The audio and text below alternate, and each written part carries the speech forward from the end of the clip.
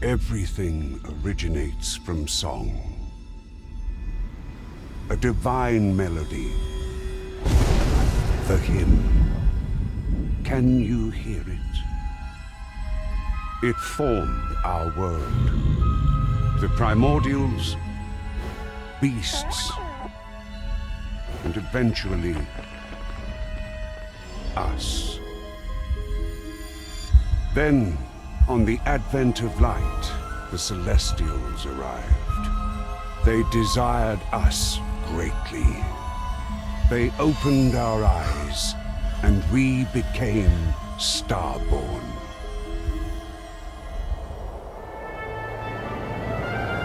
Many resisted, and humanity was divided forever. Brother fought sister.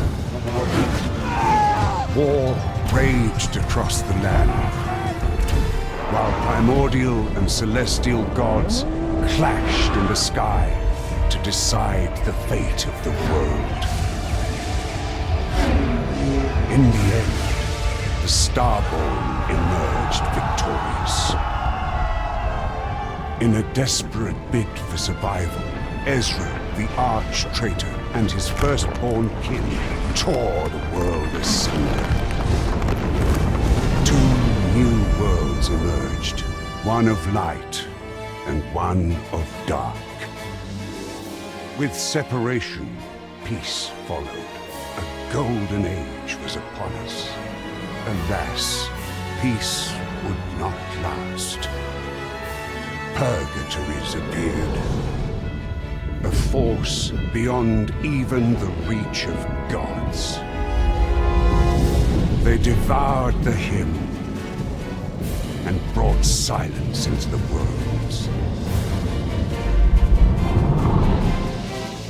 Today, our hymn has nearly faded. Can you still hear it?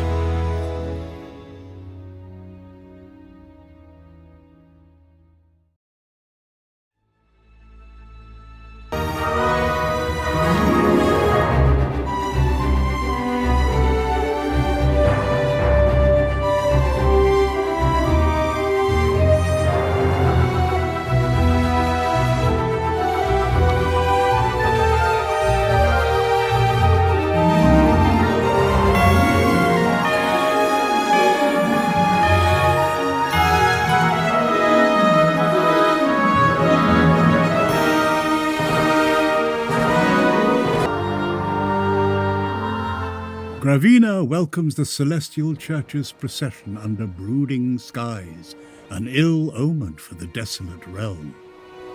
They come to aid King Borolan restore order, after Alaric the Conqueror left the realm in ruins with his conquest. But it is futile, for heresy spreads swiftly among the people, and kings forsake their faith and vows even swifter.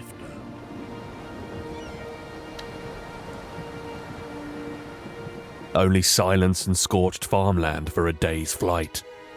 What a wretched place. I hope Haven has arrived safely by now. Best I meet this sorry excuse of a king quickly.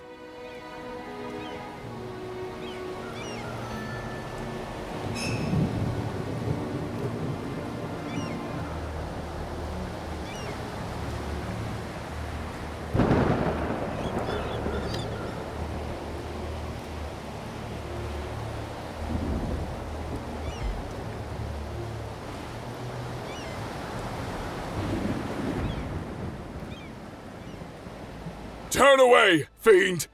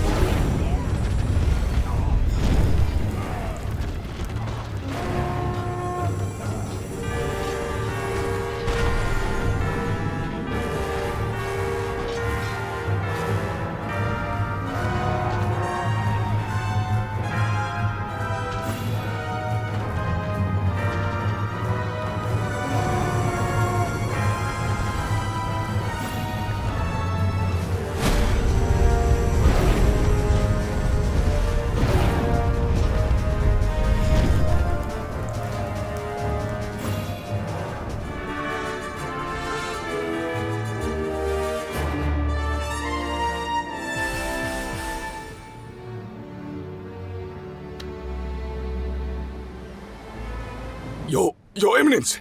We did not expect your arrival so soon. A great mistake. We mistook you for Alaric's forces. Of course, we'll notify the king right away. Yes, go. Warn the king.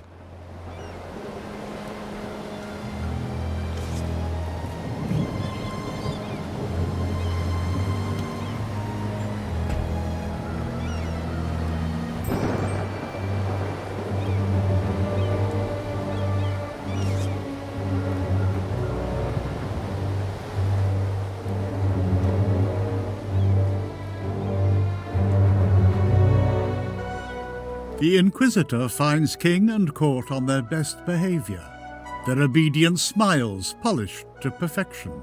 No sooner has he entered the throne room than they urge him to join a banquet. Renfried can smell the fear. In Sonan, no throne dares defy the Celestial Church's envoy. All kings know the Church's hidden watchers observe their every move, and an Inquisitor never comes without reason.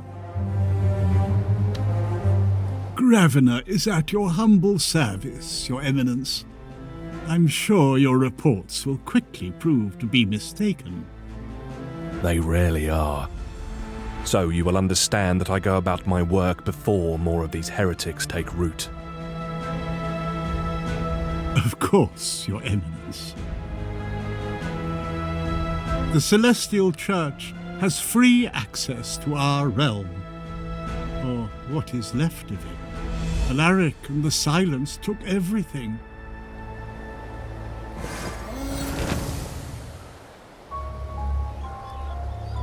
Our spies have marked all locations that demand our attention.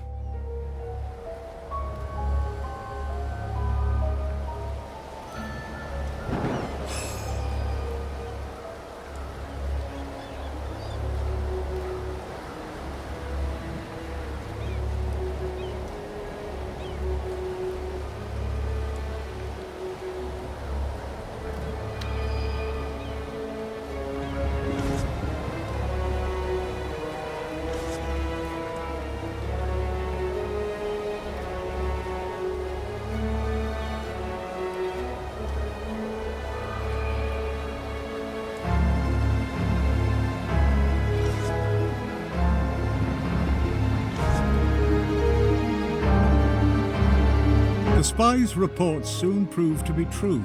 The high tower, once raised in honor of the gods, now stands silent. The celestial sigil that crowned it has been torn away. The Church's judgment is clear. To lay a hand on its temples or priest is punishable by death and the burning mark of Ezra for all conspirators. We cannot let this go unpunished. The shield herd the villagers together. We need to purge this location. Gladly, Scorchling.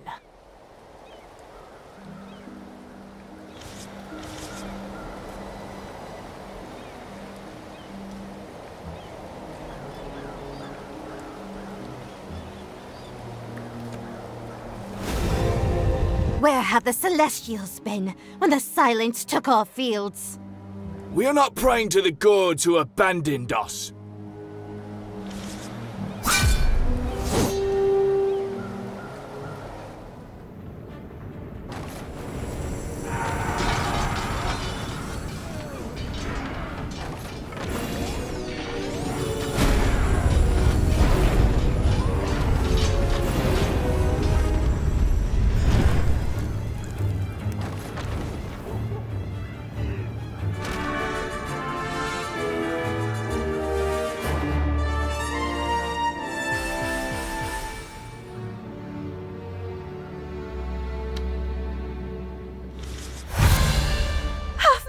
Inquisitor!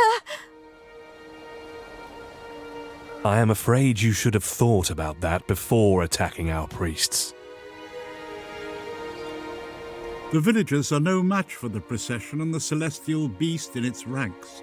The priests take up their quills and sear every last one of them with the mark of Ezra. The marks will not fade, and the wounds will not heal. they will remind the marked of their divine allegiance for the rest of their lives.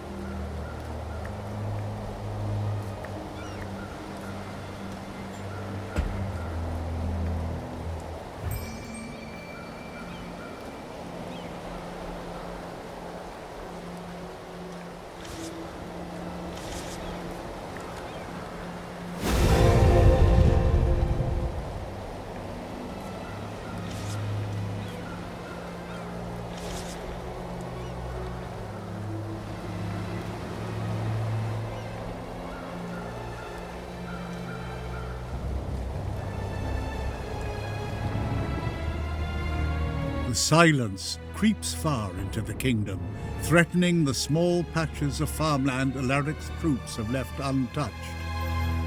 If it were not for his slick, insincere nature, Rainfried might have felt a trace of pity for the king. Borrelan is no fool. He must know that Gravina may endure for now, but the land cannot escape its fate.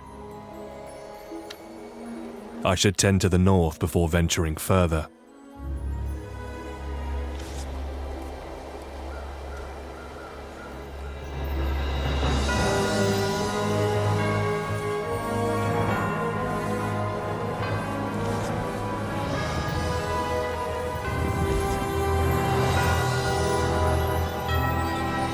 Curse the king!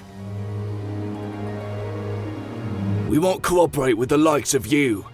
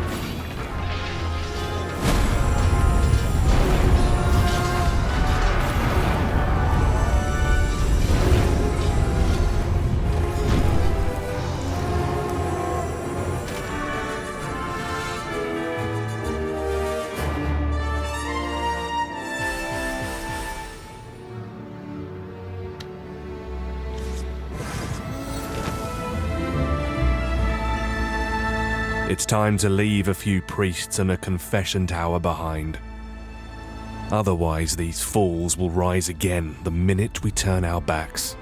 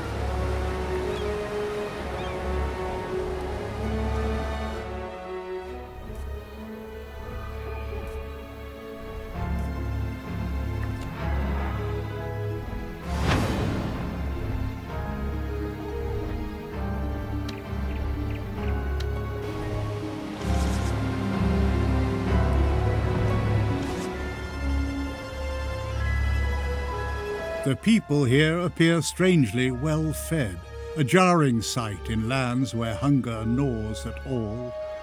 It doesn't take long to see they've plundered the nearby temple. Yet when the priests confiscate the stolen temple treasures, the crowd is strangely prepared. Swiftly they form a ring around them, weapons raised.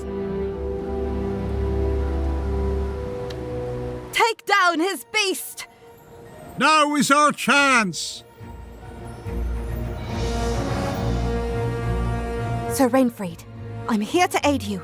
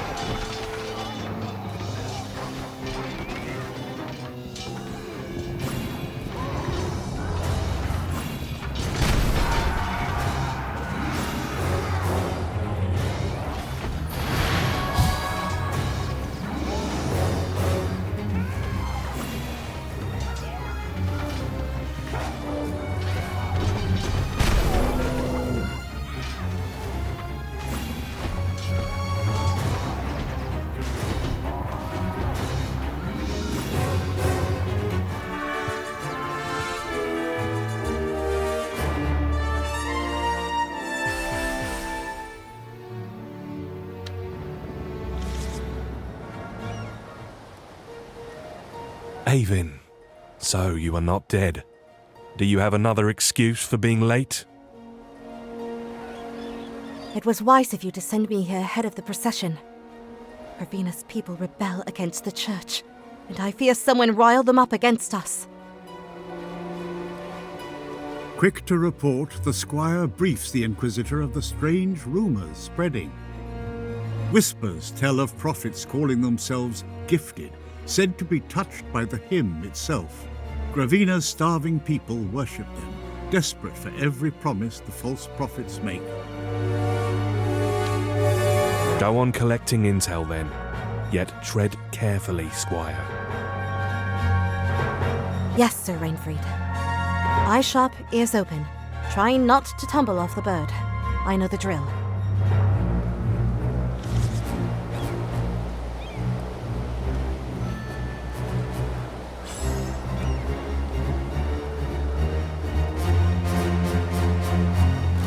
We should head back to the capital and confront Borolan with our findings.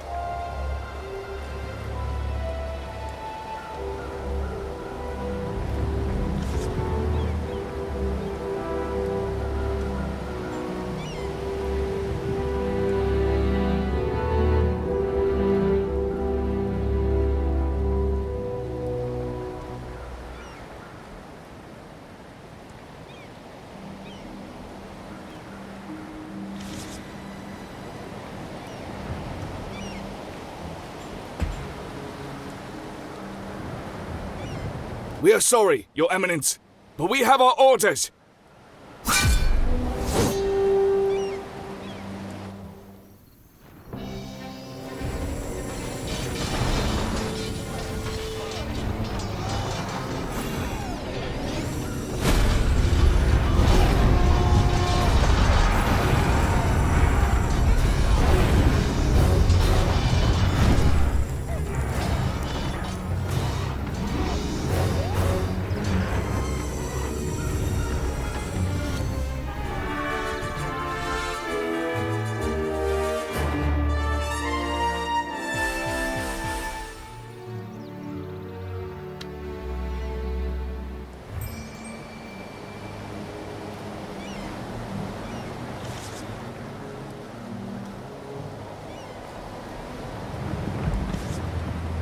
Don't let them escape!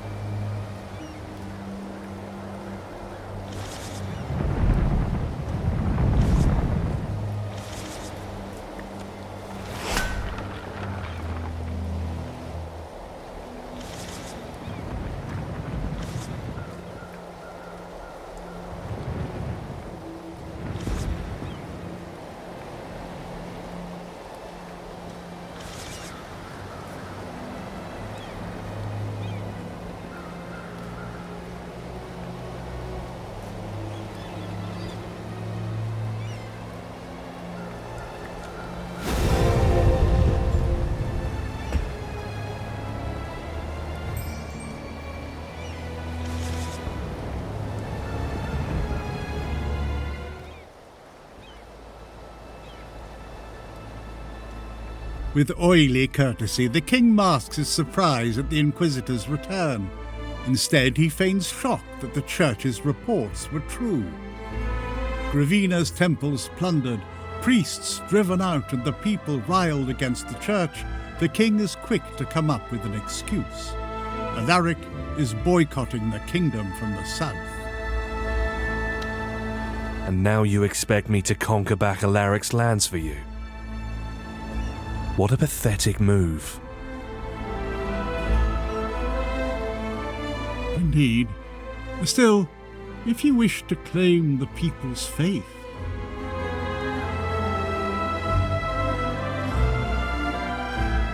perhaps it is time you answer their prayers and save them from the terrors Alaric left behind.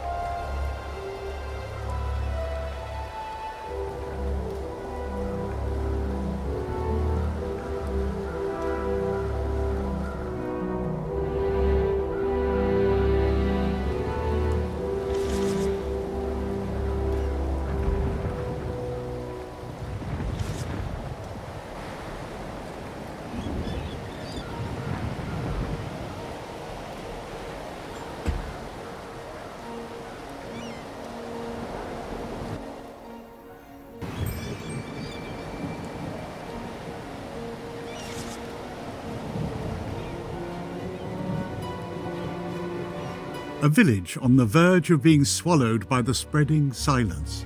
But as the procession draws near, a man appears in front of the village gates. Renfrid's soldiers gasp around him. A third eye gleams from the man's forehead. So the legends are true. One of the fabled gifted. He narrows his eyes and takes a protective stance, ready to fight. A prophet of the gifted are you, turning people against the church. I only warn you once. Take your misguided priests and leave this place. Seize him.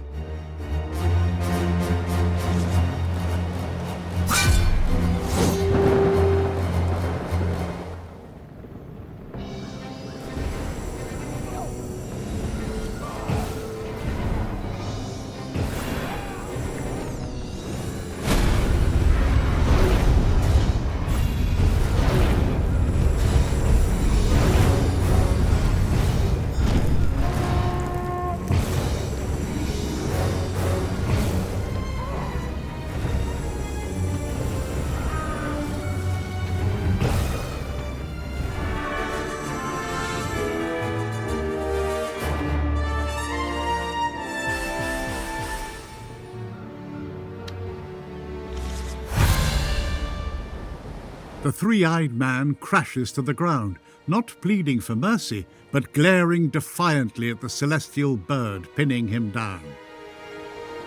Ishield snaps to strike, but the Inquisitor holds her back, though barely. He needs the man alive if he is to question him, yet he feels the Celestial's fury boiling beneath her feathers. Speak. How did you obtain these powers, heretic? I surely have not been enlightened by your gods. This gift, only the witch may grant, blinded fools. Silence, miserable creature. No mortal has to have such powers. He is dead, Ishield. That was entirely unnecessary.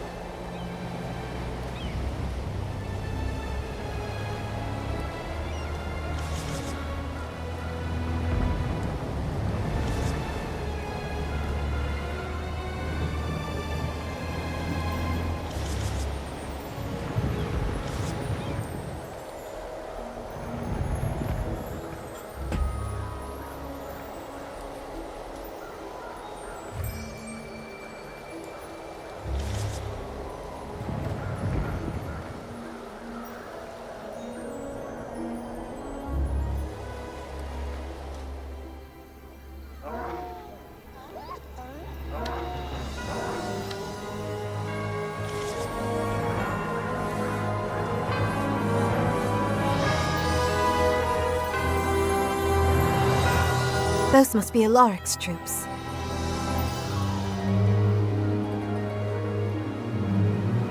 Mostly deserters and opportunists. They're all putting their faith in the Conqueror to unite the shambles of the Thousand Kingdoms. By force. As if the world didn't have enough problems already. That's the thing, Avin. No one can stop Alaric now. Silence and hunger make it only easier for him. Come on now. These are only his remnants. We can handle this.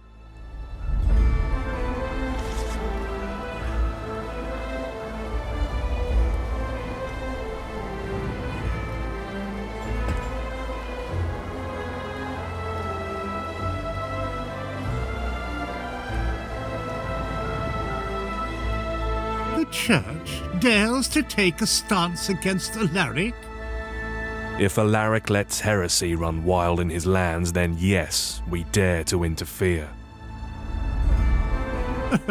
It is hardly a secret that the heretics should be the least of your troubles.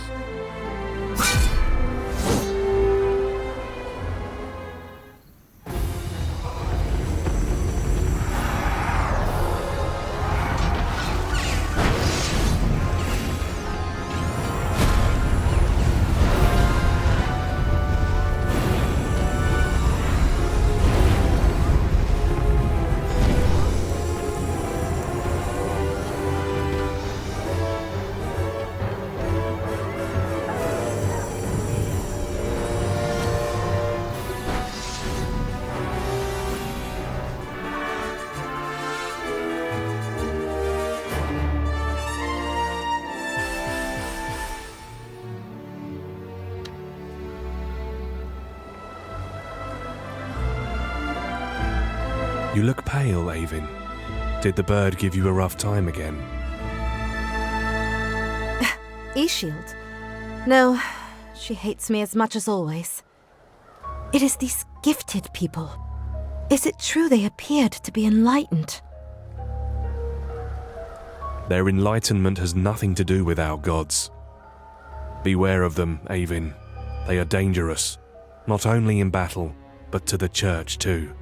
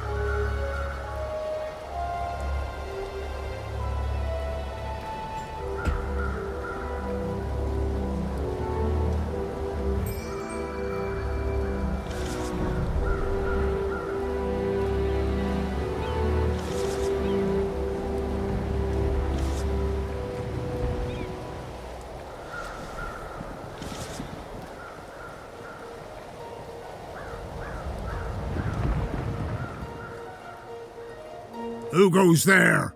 Your Eminence, we beg your forgiveness. We ask you sincerely to turn back. There is nothing but silence from this point onward.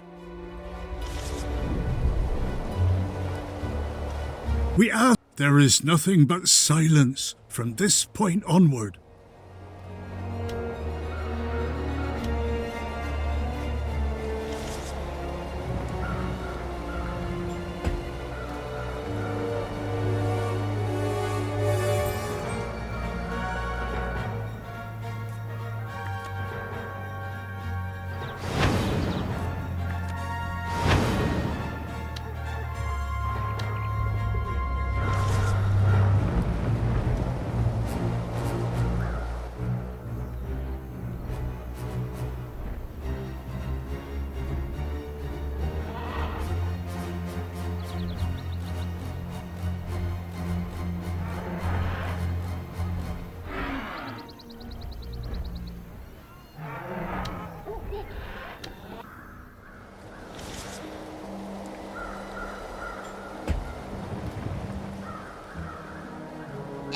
Inquisitor and his dogs?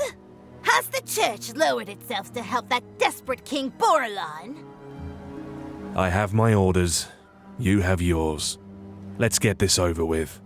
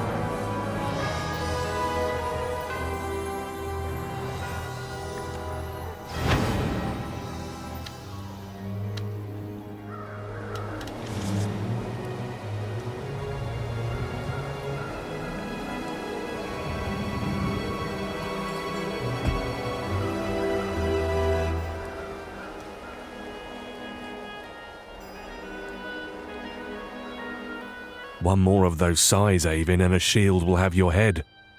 Now, what's troubling you?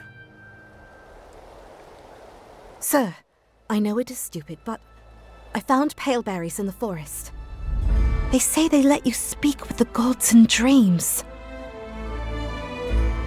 And what do you think the gods should tell us, Squire? How to give people hope. How to stop the silence and these gifted. Listen, Squire. You and me, we are not seers or priests. We follow orders. If the gods had answers, they would have given them to the council long ago.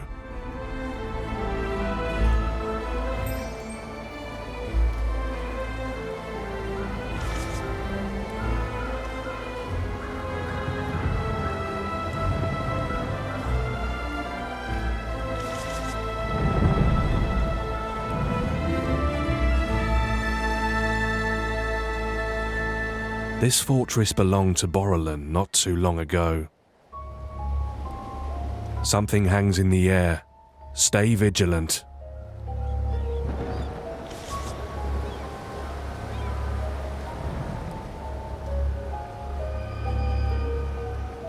The fortress looms dark and silent atop the mountain. Yet no one comes to greet them. It has been abandoned, though not long, judging by the scattered belongings left in haste. The Inquisitor studies the traces. These are not the remains of soldiers. Jars and vials have been left behind, along with piles of books on all kinds of heretical subjects. It reeks of them, those three-eyed. Are you sure of it? Am I ever wrong about the smell of mortal scorchling? So Borreland housed some gifted guests. Interesting, but not surprising. I would not trust this king even if my life depended on it.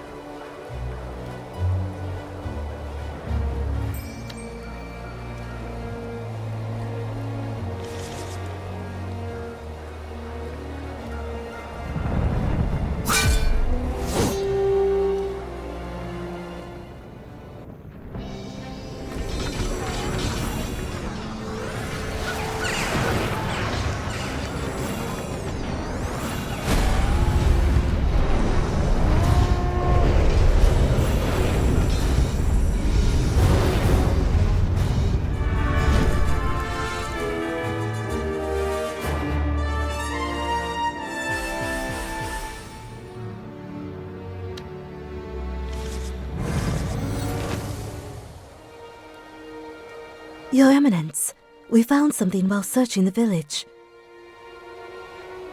The priest hesitantly presents the Inquisitor with the statue they have found. A simple stone figure of Saint Ida, known for once opening the eyes of the first starborn through the Celestial's will. The statue has been defiled, a painted eye smeared across its forehead. At its feet lies an abundance of flowers and fruits, offerings left in devotion. The villagers have been questioned, Your Eminence. I assume you have a name? We have. Aside from that, their knowledge seems limited to crude folklore. Their offerings, they say, are for the witch. The witch? We've heard that name before.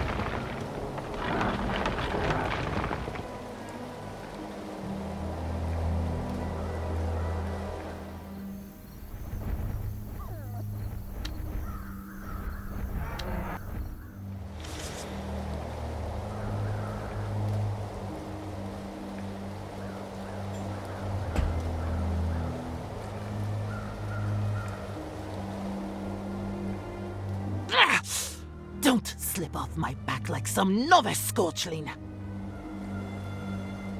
As if I would fall asleep. You're spooked by the gifted. Is that what's been stealing your sleep? I am touched. Are you concerned about my health? Just don't look so miserable. We can't afford to seem delicate. Don't worry, Ashield.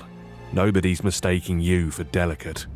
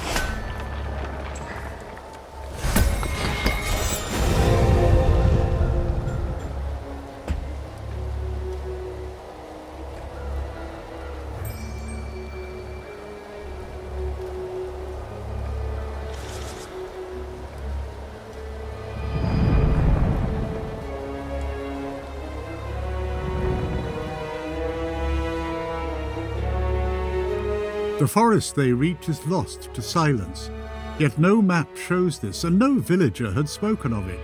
The change must have come only recently.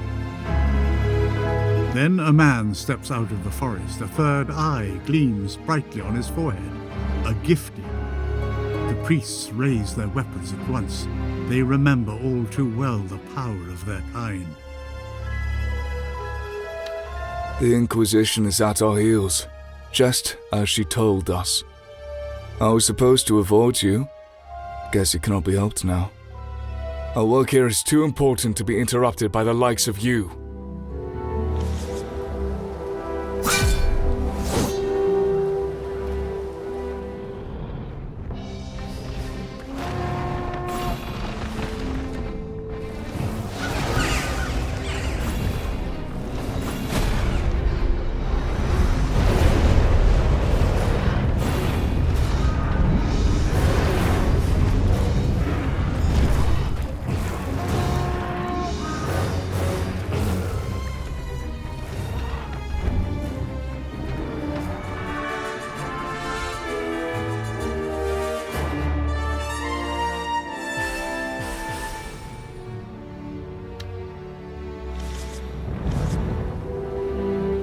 The priests are humbled as light drains from the dead man's body, soaking into the soil and then dissolving the fresh silence all around his corpse.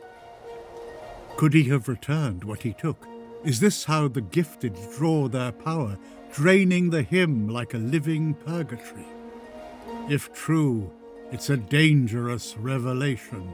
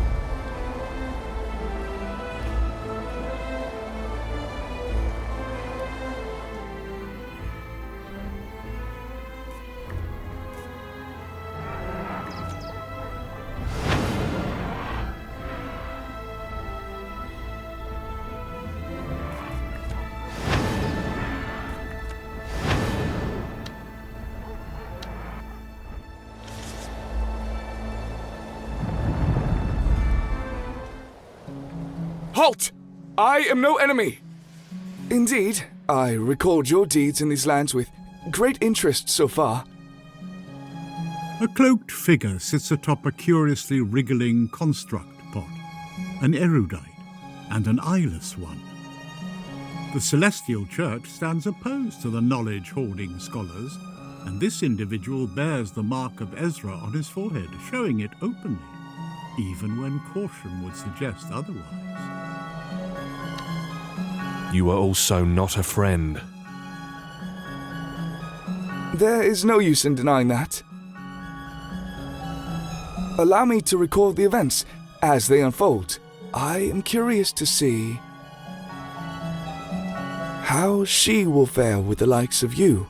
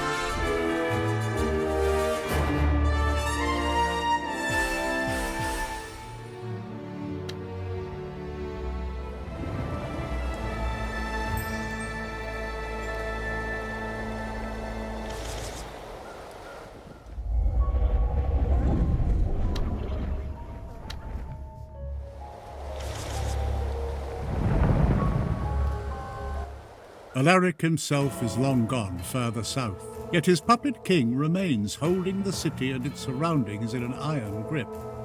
Every coin, every newborn bull is sent to the conqueror's war efforts. It was easy to sway the people back to Boreland. Now only the southern capital needs to be taken. So Boreland claims we let heretics fester in our lands. And now you show up at our door. That man has fooled you, if you believe him. We are aware of the ploys of our dear king. That does not change the fact that we need your city back to regain control.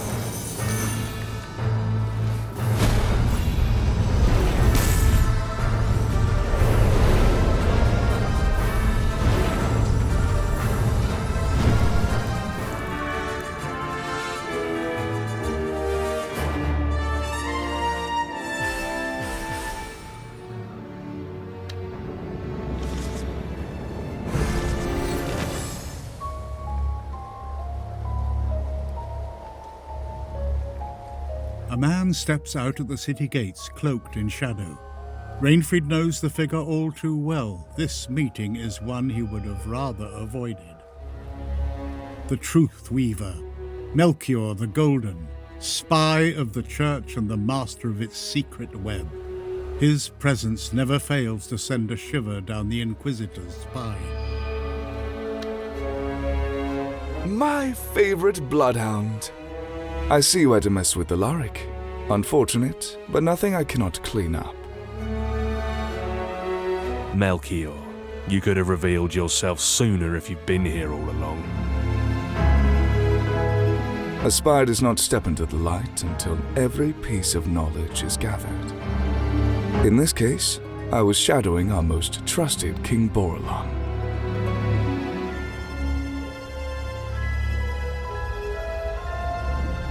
Observing his work to gather and supply the gifted. I must give him that. He has been remarkably discreet.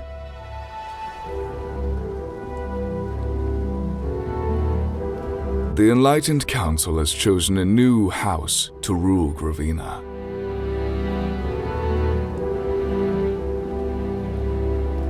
So I'm ordered to deal with Borellan. Message received.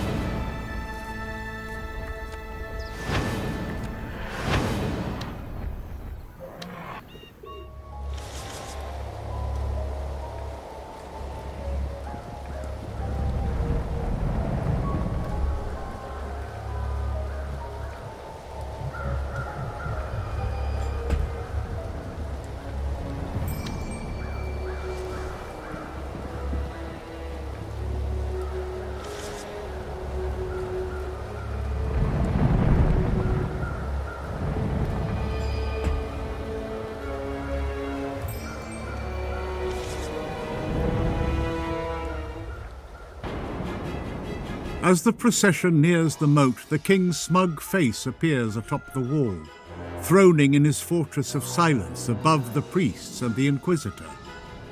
He has been waiting for them here, yet now an air of quiet confidence clings to him. It is as if the balance of power has shifted since their last meeting, and he knows it. So, it's true then. You've been aiding the gifted all along. Aiding them? No, they've been aiding me in saving this kingdom. This kingdom is beyond saving. You're sacrificing your house's last bit of decency. I prayed, Inquisitor. I waited for the church to send aid, but they never came. Once Alaric was gone, they sent you, to make sure their grip still holds. So yes, I turned to the gifted, for my people. Then you are a traitor to the church, and I will strip you of your right to rule these lands.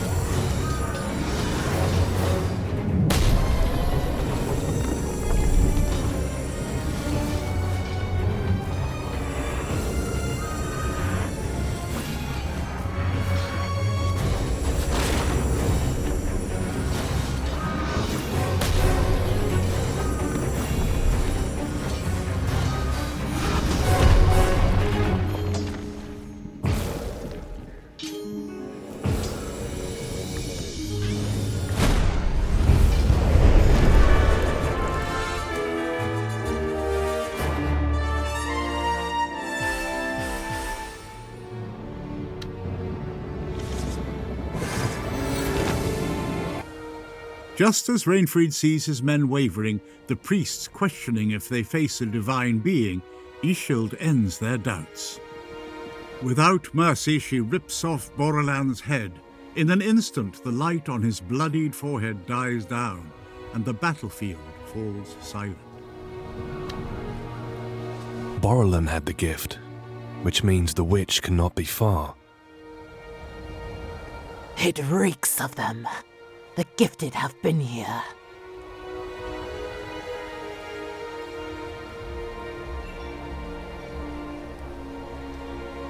Then perhaps this is where they hide.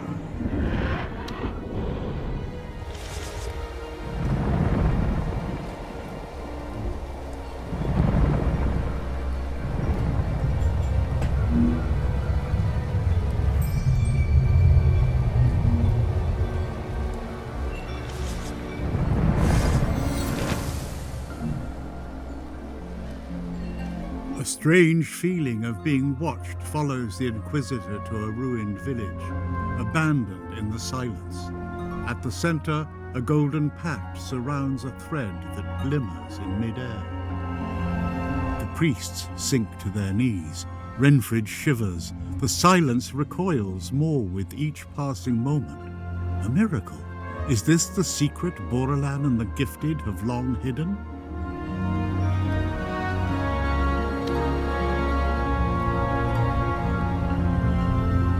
I see. You killed Borolan. He was too reckless with the powers I granted him. Who are you? The one you hunt. The witch, if that is what you choose to call me. Attack her now, Scorchling, before she strikes!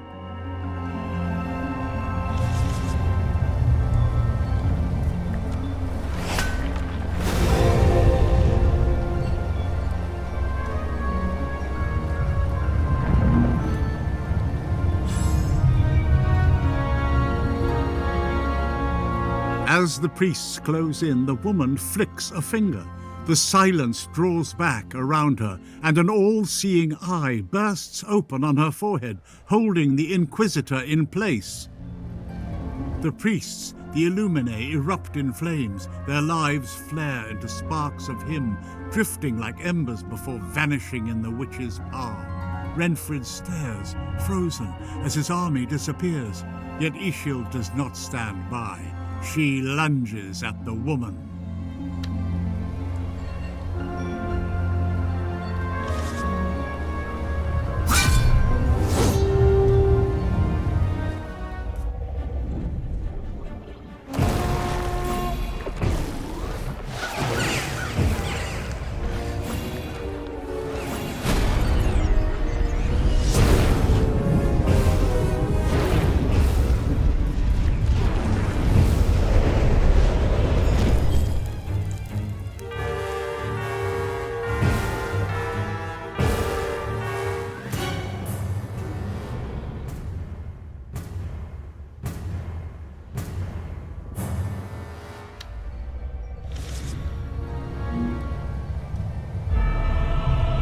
A blast slams the Inquisitor off Ishild's back. He rolls over the dead soil as Ishild's cry pierces his ears. He has never heard his companion in so much pain or sheer desperation. For a fleeting moment he thinks to pray. Then he feels the witch's step near his body and his mind goes blank. He opens his eyes and stares at her, yet she does not strike.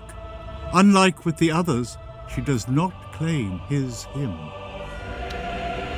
What witchcraft is this? The very him your gods once stole from us, and now withhold, so we cannot even fend for our own fate. Now crawl back to your holy lands, and stop hunting me.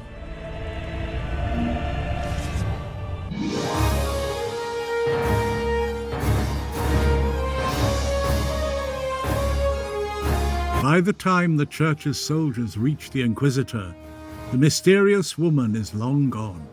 The golden light that held his soldiers' lives has vanished too, as if it never existed. Neither he nor the bird speaks a word of what happened after the king's defeat. It is as if the eye that bound them in place still holds them, its grip unyielding, both unable to shake the weight of all that has occurred.